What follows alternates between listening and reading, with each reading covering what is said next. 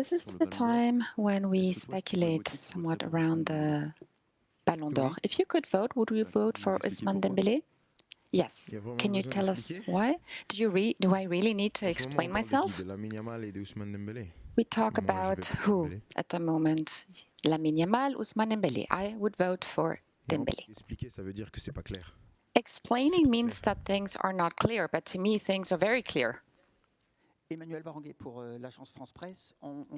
Baranguet, Kylian, we have heard you after the semi-final with seeing that the glass is rather full, but being always playing defensively, is that not a bit too much? Well, yes, maybe you are right. When you have 5 goals in a semi-finals that are shot against you, then you have less ways to play to win the game. And we are looking at the World Cup, and the World Cup is one with having a lot of certainties on the offensive side. Of course, we'll need to be very sure about ourselves in the defensive part. We have a lot of players who are absent, two wingers, and I think that we need to keep working. And as I said, we need to be as certain as possible ahead of the World Cup. Hello, Kylian from Equipe.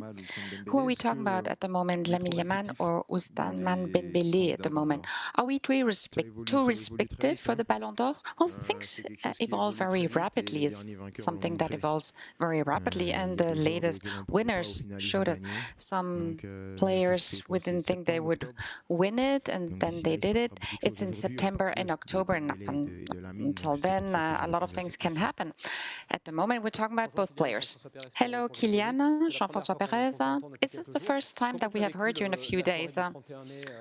What do you think about the victory of Paris Saint-Germain on May 31st? What was your reaction? We're very happy. We knew about what was happening with PSG. Well, I was in Morocco, in Marrakesh, and I watched the match at the Fairmont in Marrakesh. Here I'm giving you all the details. There was my cousin, some friends. It was a large TV screen. On a more serious note, I was very happy because they deserve it. And as I said earlier, they knew so many years where it was hard. I was part of it. I've gone through all the steps of the Champions League, apart from the victory, so I know full well what I'm talking about. And on the field, it was the best field team on the field. 5-0 in the finals. I don't remember a final, neither in the Champions League nor in the World Cup, with a final. So this is something that they deserve. Now, this is the team that needs to be beaten, and there's the Champions League, obviously, next year as well. Hello, Kylian. You haven't gotten any title with Real Madrid, and Paris Saint-Germain did win the treble. Does this have an influence on your team, on your creativity? Do you think that you always have a positive influence on the collective game? You mean, yeah, I didn't win anything with my team. Is that what you're saying? What is a season when you don't win anything, like, so to speak, white season? Are you looking at matches? Off microphone. That's not the question. We did win 2 titles. Had you said major, I wouldn't have said anything. But here, okay, so we do agree. No, never give lessons to others. Of course, we missed out on the major titles, and this year, well, we learned a lot, and you said Paris Saint-Germain won the Champions League without me. Well, I think it's a good thing. You know, I'm not affected by it. We have challenges throughout our career. Now I'm in the eye of the tiger, and I like that. I always like holding this type of position. It's up to me to to work on it, to curb the trend, and I have been able to go my way.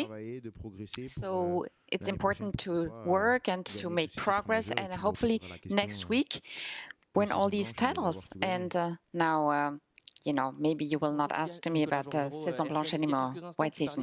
Hello, Kylian. Earlier you were talking about offensive certainties that you already have and that you're building up on the long run.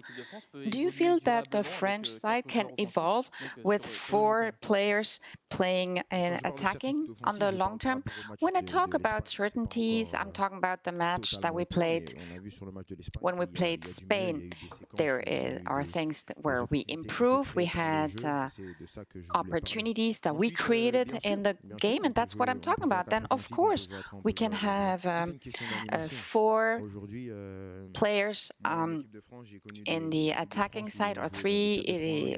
We had 4-3-2-1. Sometimes you had 3 or 2 players who were attacking, and these were teams that were won. The idea is to have the right balance between attacking and between obviously defending. And as I rightly said, now everybody's giving us a reputation of a team that existed in the past. And when I'm talking about the past, it's 2018, 2022.